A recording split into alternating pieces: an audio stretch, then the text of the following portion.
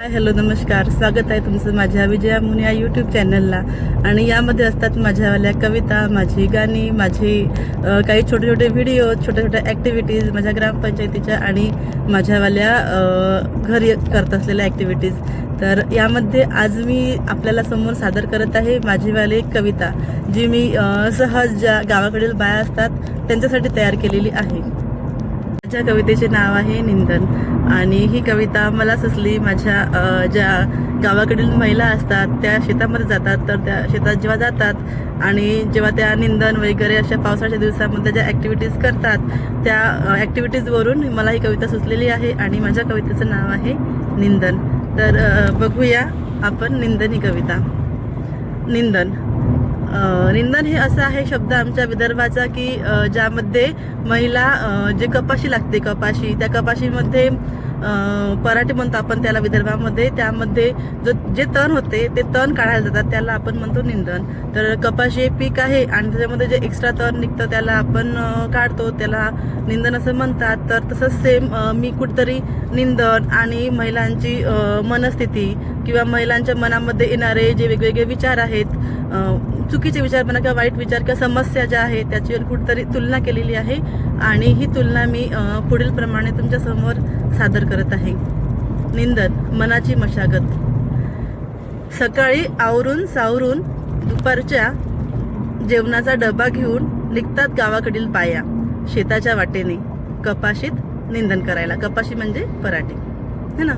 मग काय होते की गाव असते, गावामध्ये त्या सगळ्या महिला एकमेकांच्या घरून जेव्हा निघतात त्यावेळी त्या एकमेकींना आवाज देतात.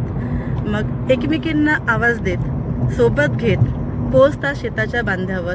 मग जातात शेतामध्ये, ठेवतात खाली पाण्याच्या बाटल्या आणि डबे आणि घरच्या जबाबदाऱ्यांचं ओझं सुद्धा क्षणभर तिथेच. तर त्या काय करतात की आपल्या जे सोबत डब्बा पाणी सगळं आणलेलं आहे ते सगळं तिथे बांधावर काढून ठेवतात. आणि मग जे काही घरामधले काही जे सगळे प्रॉब्लेम्स आहेत ते सुद्धा तिथेच थोड्या वेळासाठी काय करतात, ठेवून देतात. घरून साडी नेसून आलेल्या बाया चढवतात त्यावर शर्ट आणि पॅन्ट आणि डोक्याला कापड बांधून घेतात, हातात विळा आणि लागतात एक एक पातीला. म्हणजे त्या काय करतात की समजा साडीने कसं ते सगळं ओलं ओलं राहते पावसामुळे, तर मग ते साडीने आणखी खराब होऊ शकते. तर मग ते काय करतात की जे जुने शर्ट आणि पॅन्ट्स असतात ते सोबत घेतात आणि इथे आल्यावर त्या घालतात, कारण गावातून घालून यायला चांगलं वाटत नाही ना त्यामुळे. आणि मग काय करतात, हातात आपला विळा घेतात, विळ्याने निंदन करायचं असते आणि मग ते एक एक दोन दोन तास घेऊन आपल्या कामाला लागतात. मग मला प्रश्न पडतो, निंदन करत असतील का त्या आयुष्य जगताना येणाऱ्या समस्यांचे विचार, है ना. जसं जे पाच चालू होते निंदन त्यांचं चालू होते, डोक्यात त्यांच्या विचाराचं चक्र पण चालू होत असेल ना. तर मग त्या काय करत असतील, निंदन करत असतील का त्या आयुष्य जगताना येणाऱ्या समस्यांचे विचार, निंदत असतील का त्या तणाप्रमाणे आपल्या आयुष्यातील समस्या. म्हणजे त्यांना त्यांची उत्तरं पण तिथे निंदताना काही मिळत असतील का, आहे की नाही, असं त्यांना. म्हणजे मला असं वाटते की त्या काय करत असतील बुवा नेमक्या. होत असेल का त्यांच्याही मनाची मशागत, होत असेल का त्यांच्याही मनाची मशागत. निंदाचे तास सुरू झाले की सुरुवात होत असेल मनातल्या प्रश्नांचीही. जसं ते पातीवर निंदायला बसतात तशीच सुरुवात होत असेल त्यांच्यावाल्या मनात येणाऱ्या अनेक प्रश्नांचीही. प्रत्येक झाडाजवळचं, पराठीचं झाड, प्रत्येक झाडाजवळचं तण काढताना वाटत असेल त्यांनाही, प्रत्येक झाडाजवळचं तण काढताना वाटत असेल त्यांनाही असंच कायमचं उपटून टाकता आलं असतं तर आयुष्यातील भेडसावणाऱ्या प्रश्नांना, असंच कायमचं उपटून टाकता आलं असतं तर आयुष्यात भेडसावणाऱ्या प्रश्नांना. एकदा तण निघालं, काढून टाकलं की बस झालं, ते डबल होत नाही, नंतर काही दिवसांनी होते, है ना. प्रश्न आहेत त्यांना. मग आपण त्यांचे प्रश्न बघूया कुठले कुठले आहेत.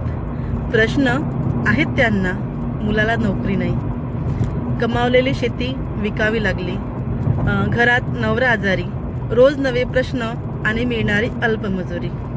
कुणाच्या मुलाचं शेती नाही म्हणून लग्न नाही, कुणाच्या मुलीचं लग्न जुळत नाही, नवीन आलेली सून सांभाळून घेईल की नाही याची सुद्धा धाकधूक कुणाच्या मनी, आहे की नाही. हे छोटे छोटे प्रश्न असतात, पण त्या प्रश्नांची जी तीव्रता आहे ती त्या महिलांच्या दृष्टीने ही खूप मोठ्या प्रमाणात असते आणि महिलांना सतत हे प्रश्न सतावतात असतात.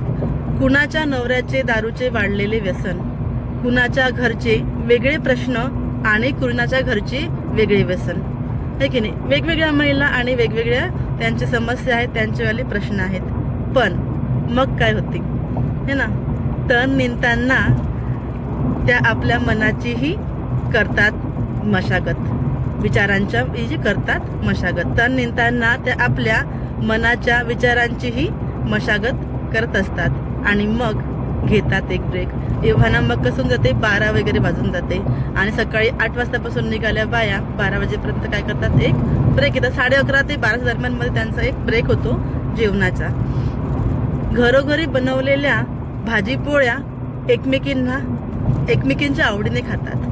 कोणी वेगळी भाजी आणलेली असते, कोणी वेगळी भाजी आणलेली असते, पोळ्या आणलेल्या असतात.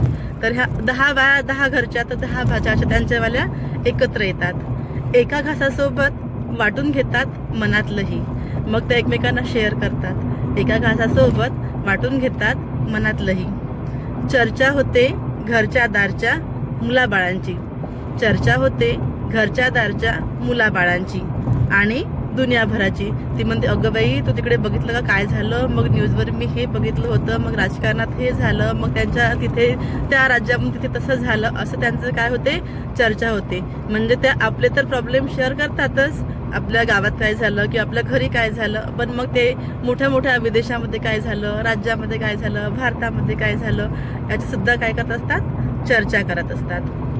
एव्हाना मग त्यांचं असं चर्चा करता करता, छान गप्पा गोष्टी करता करता त्यांचा जेवणाचा ब्रेक होतो आणि जेवण उरकून पुन्हा येतात त्यांच्या पातीवर. मग लगेच जेवण झालं की त्या पुन्हा आपल्या काय येतात, पातीवर येतात आणि पुन्हा मग त्यांच्या ज्या चर्चा झाल्या त्यांचे विचारांचे चक्र पुन्हा सुद्धा चालू होते. जेवण उरकून पुन्हा येतात त्यांच्या पातीवर आणि विचारांचं चक्रही पुन्हा सुरू होतं पूर्ण गतीवर त्यांच्या मनामधल्या. वावरातील तण निघून गेल्यावर, वावरातील तण निघून गेल्यावर काळीभोर मातीवर दिसतात लाईनशीर पराठीचे हिरवे सुंदर तास. वावरातील तण निघून गेल्यावर काळीभोर मातीवर दिसतात लाईनशीर पराठीचे हिरवे सुंदर तास. तसंच बायांच्या मनाचीही होते मशागत आणि समस्या सुटण्याची लागते एक आस. वावरातील तण निघून गेल्यावर काळीभोर मातीवर दिसतात लाईनशीर पराठीचे तास.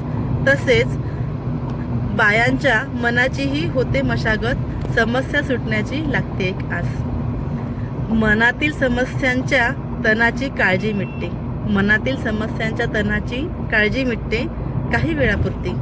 मनातील समस्यांच्या तणाची काळजी मिटते काही वेळापुरती.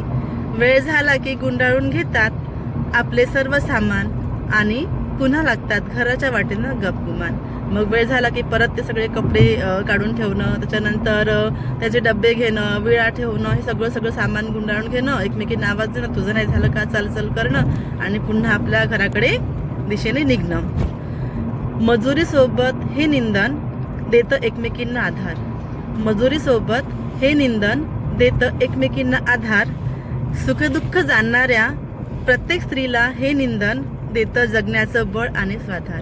सुखदुःख जाणणाऱ्या प्रत्येक स्त्रीला हे निंदन देतं जगण्याचं बळ आणि स्वाधार.